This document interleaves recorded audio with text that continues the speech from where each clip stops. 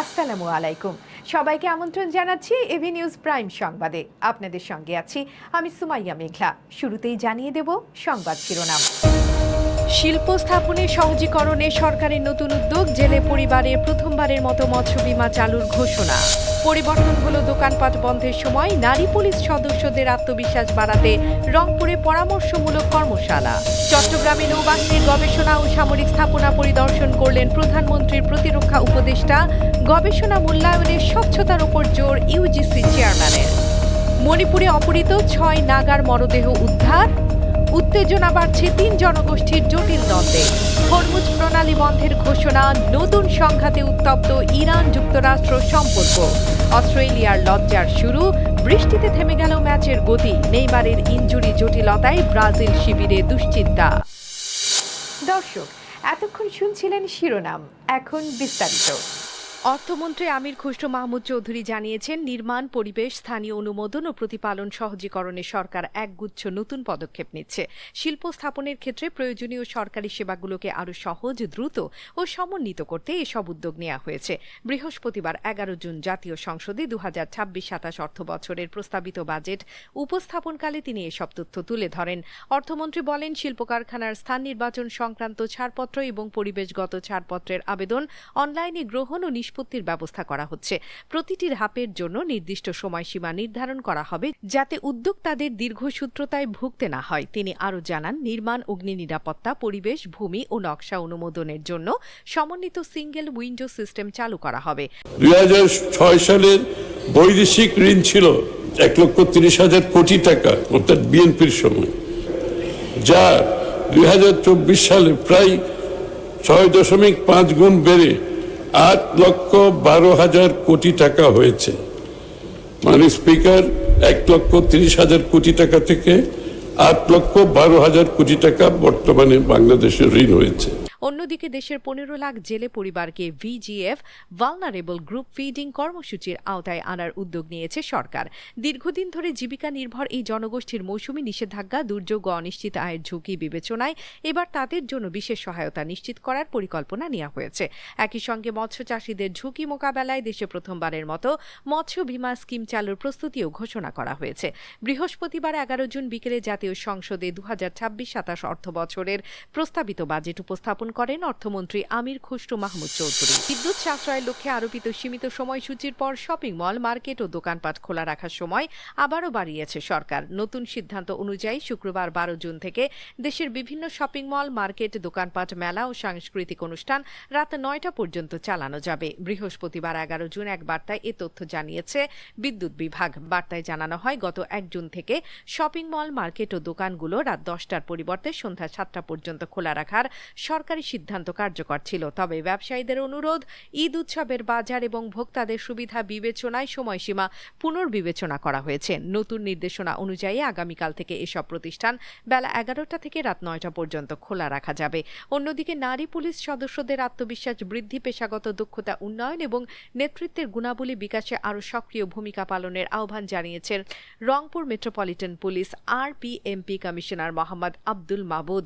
বৃহস্পতিবার 11 জুন দুপুরে Rangpur police training সেন্টারে DPWN কৌশলগত পরিকল্পনা 2024-2027 বাস্তবায়ন বিষয়ক পরামর্শমূলক কর্মশালায় তিনি এই আহ্বান জানান। কমিশনার বলেন, একজন নারী পুলিশ সদস্য হিসেবে নিজেকে কখনোই ছোট করে দেখার সুযোগ নেই। দেশের বিভিন্ন জেলায় নারী কর্মকর্তারা পুলিশ সুপার সহ গুরুত্বপূর্ণ নেতৃত্বের দায়িত্ব সফলতার সঙ্গে পালন করছেন। সরকারি বিভিন্ন প্রতিষ্ঠানের উচ্চ পর্যায়ের পদেও নারীরা দক্ষতা, মেধা ও যোগ্যতার স্বাক্ষর রেখে চলেছেন। চট্টগ্রামে নৌবাহিনীর গুরুত্বপূর্ণ গবেষণা, শিল্প ও সামরিক স্থাপনা পরিদর্শন করেছেন প্রধানমন্ত্রীর প্রতিরক্ষা উপদেষ্টা ব্রিগেডিয়ার জেনারেল অবসরপ্রাপ্ত ড.AKM শামসুল ইসলাম। বৃহস্পতিবার 11 জুন তিনি নৌবাহিনীর ঘাঁটি বানৌজা ইসা খানে অবস্থিত IFF centre for Naval research and development CNRD এবং চট্টগ্রাম ড্রাই ডক লিমিটেড পরিদর্শন করেন। পরিদর্শনকালে তিনি সংশ্লিষ্ট কর্মকর্তাদের কাছ থেকে এসব প্রতিষ্ঠানের কার্যক্রম, প্রযুক্তিগত সক্ষমতা, গবেষণা অগ্রগতি এবং ভবিষ্যৎ পরিকল্পনা সম্পর্কে বিস্তারিত অবহিত হন। পাশাপাশি কর্মকর্তাদের সঙ্গে মতবিনিময় করে সমুদ্র নিরাপত্তা, নজরদারি প্রযুক্তি ও প্রতিরক্ষা শিল্পের উন্নয়ন নিয়ে আলোচনা করেন। নৌবাহিনী সূত্র জানায়, IFF সেন্টার অত্যাধুনিক প্রযুক্তির মাধ্যমে দেশের সমুদ্র সীমায় চলাচলকারী জাহাজগুলোর গতিবিধি পর্যবেক্ষণ, তথ্য সংগ্রহ, বিশ্লেষণ ও সংরক্ষণ করে থাকে। অন্যদিকে বাংলাদেশ বিশ্ববিদ্যালয় মঞ্জুরি কমিশনের chairman professor doctor Mamun Ahmed বলেছেন, গবেষণা প্রকল্প মূল্যায়ন প্রক্রিয়ায় আস্থা, স্বচ্ছতা ও নিরপেক্ষতা নিশ্চিত করা অত্যন্ত জরুরি। কোনো গবেষক যেন মূল্যায়নের ক্ষেত্রে বৈষম্যের শিকার না হন, এই বিষয়ে মূল্যায়নকারীদের বিশেষভাবে সতর্ক থাকার আহ্বান জানান তিনি। বৃহস্পতিবার 11 জুন ইউজিসিতে অনুষ্ঠিত improving computer and software engineering tertiary education প্রজেক্টের আওতায় গবেষণা উপপ্রকল্প মূল্যায়ন বিষয়ক দিনব্যাপী কর্মশালায় প্রধান অতিথির বক্তব্যে তিনি এসব কথা বলেন। ভারতের উত্তর পূর্বাঞ্চলীয় মণিপুর রাজ্যে প্রায় 1 মাস আগে সশস্ত্র গোষ্ঠীর হাতে অপহৃত হওয়া নাগা সম্প্রদায়ের 6 জনের মরদেহ উদ্ধার করা হয়েছে। খ্রিস্টান ধর্মাবলম্বী দুটি উপজাতির মধ্যে ক্রমবর্ধমান উত্তেজনার মধ্যে এই ঘটনা রাজ্য জুড়ে নতুন করে অস্থিরতা তৈরি করেছে। বুধবার রাজ্য পুলিশের বরাত দিয়ে ব্রিটিশ সংবাদ মাধ্যম রয়টার্স জানায়, নাগা সম্প্রদায়ের 6 জনের মৃতদেহ উদ্ধারের পর পরিস্থিতি আরও উত্তপ্ত হয়ে উঠেছে। সামাজিক যোগাযোগ মাধ্যম এক্সে দেয়া এক পোস্টে মণিপুর পুলিশ জানায়, খ্রিস্টান নাগা সম্প্রদায়ের ওই 6 জনকে গত 13 মে লেইলন ভাইপেই গ্রাম থেকে অপহরণ করা হয়েছিল। 450 জন কর্মী ও স্নাইপার ডগ নিয়ে টানা 24 ঘন্টারও বেশি সময় ধরে তল্লাশি চালানোর পর তাদের মরদেহ উদ্ধার করা সম্ভব হয়েছে। মণিপুরে উত্তেজনার সূত্রপাত 2023 সালের মে মাসে।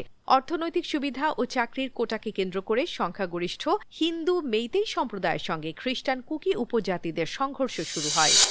মার্কিন যুক্তরাষ্ট্রের সঙ্গে নতুন করে সংঘাত শুরু হবার পর হরমুজ প্রণালী তদারকির দায়িত্বে থাকা ইরানের নতুন সংস্থা কৌশলগত এই জলপথ পুরোপুরি বন্ধের নির্দেশ নিশ্চিত করেছে। বুধবার রাতে ইরানের ইসলামিক বিপ্লবী গার্ড বাহিনী IRGC প্রণালী বন্ধের ঘোষণা দেয়, আর বৃহস্পতিবার সংস্থাটি জানায়, পরবর্তী নির্দেশ না দেয়া পর্যন্ত এই সিদ্ধান্ত বহাল থাকবে। সামাজিক যোগাযোগ মাধ্যম এক্সে Persian Gulf Strait Authority PGSA এক পোস্টে জানায়, এই অঞ্চলে মার্কিন বাহিনীর আগ্রাসনের কারণে সৃষ্ট উত্তেজনা এবং গত রাতে ইরানের সশস্ত্র বাহিনীর ঘোষণার পরিপ্রেক্ষিতে পরবর্তী নির্দেশ না দেয়া পর্যন্ত বন্ধ থাকবে হরমুজ প্রণালী। সংস্থাটি আরও জানায়, যেসব জাহাজ চলাচলের অনুমতি পেয়েছিল তাদের ধৈর্য ধরতে এবং নতুন নির্দেশনার জন্য অপেক্ষা করতে বলা হয়েছে। সংঘাতের সূত্রপাত গত সোমবার, যখন হরমুজ প্রণালীতে যুক্তরাষ্ট্রের একটি সামরিক হেলিকপ্টার বিধ্বস্ত হয়। ইরান এটি ভূপাতিত করেছে এমন দাবি করে মার্কিন প্রেসিডেন্ট ডোনাল্ড ট্রাম্প ইরানের বিরুদ্ধে পাল্টা হামলার নির্দেশ দেন। এরপর মঙ্গলবার রাতে যুক্তরাষ্ট্রের নৌবাহিনী ইরানে হামলা চালায়। এর জবাবে ইরানও মধ্যপ্রাচ্যের বিভিন্ন দেশে থাকা মার্কিন অবকাঠামো লক্ষ্য করে পাল্টা হামলা চালায়।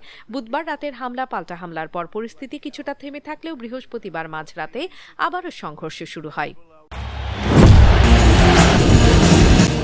অস্ট্রেলিয়ার ইনিংস শুরুই হয়েছিল এক বিব্রতকর রেকর্ড দিয়ে। স্কোরবোর্ডে কোনো রান যোগ হবার আগেই 3 উইকেট হারিয়ে চরম বিপাকে পড়ে সফরকারীরা। পরে বার্টলেট ও লাবুশেন কিছুটা প্রতিরোধ গড়ে ম্যাচে ফেরার ইঙ্গিত দিলেও তাসকিন আহমেদের ধারাবাহিক আঘাতে আবারও ভেঙে পড়ে আজিদের ব্যাটিং অর্ডার।